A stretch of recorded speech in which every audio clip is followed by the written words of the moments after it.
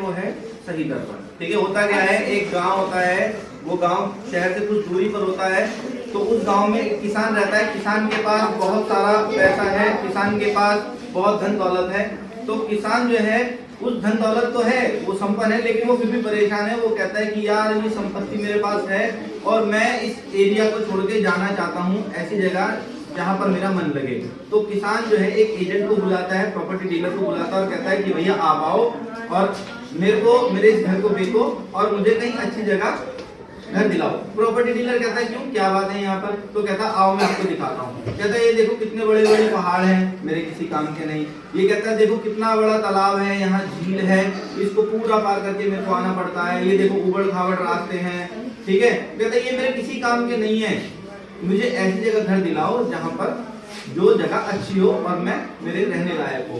तो एजेंट उसकी बात सुनकर कहता है ठीक है, मैं 1-2 दिन बाद आऊंगा और आकर कस्टमर लेकर आऊंगा और मैं आपके घर का सौदा कराता हूँ, ठीक है। तो अगले 2 दिन बाद जो है वही किसान अखबार पढ़ता है, उसके घर अखबार आता है, मॉर्निंग में अखबार पढ़ता है। तो अखबार पढ़ते पढ़ते उसकी नजर विज्ञापन पे जाती है। तो विज्ञापन में लिखा होता है अपना सुंदर आशियाना चुने प्राकृतिक सौंदर्य के साथ, जहाँ पर खूबसूरत पहाड़ हो, जहाँ पर झरने हो, जहाँ पर तालाब हो, स्वच्छ वातावरण हो, शहर की भीड़ भाड़ से दूर, संपर्क करें। और उस प्रॉपर्टी डीलर का नंबर लिखा हुआ था। किसान देखता है और किसान देखता है तो उसकी आंखें खुल जाती है। क्यों? क्योंकि वो वही एडवर्टाइजमेंट होती है जो उसने अपने घर की दी थी, प्रॉपर्टी डीलर को जो उसने अपने घर की डिटेल दी थी ना, वही एडवर्टाइजमेंट प्रॉपर्टी डीलर जो है न्यूज़पेपर में छाप देता है। तो किसान की आंखें खुल जाती है, उसको याद आता है कि अरे ये तो वाकई में बहुत सुंदर जगह है और मैं इस खूबसूरत जगह को छोड़कर कहाँ जाना चाह रहा हूँ। तो उसका जो प्लान होता है फिर वो कैंसिल हो जाता है।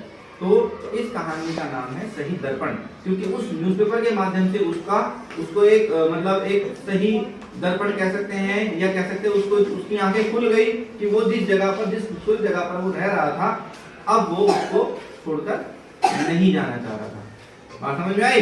yes, तो कई सारी चीजें ऐसी होती है हमारी लाइफ में भी जो हमें हमारी आंखों के सामने से गुजर जाती है, लेकिन हमें बाद में उसका अंदाजा पता लगता है कि वो हमारे लिए कितनी महत्वपूर्ण है। जैसे अभी आप लोगों की पढ़ाई है, अभी कुछ बच्चे पढ़ते हैं, कुछ बच्चे नहीं पढ़ते, ठीक है। लेकिन अभी जो बच्चे नहीं पढ़ रहे हैं उनको ये चीजें बाद में एहसास होगी कि जो टाइम हमने निकाल दिया, जो टाइम हमने वेस्ट कर दिया, वो वाकई में बहुत प्रीशियस था हमारे लिए।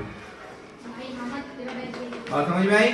ठीक है बच्चों, कहानी सबको समझ में आई? सबको समझ में आई? ठीक है बेटा।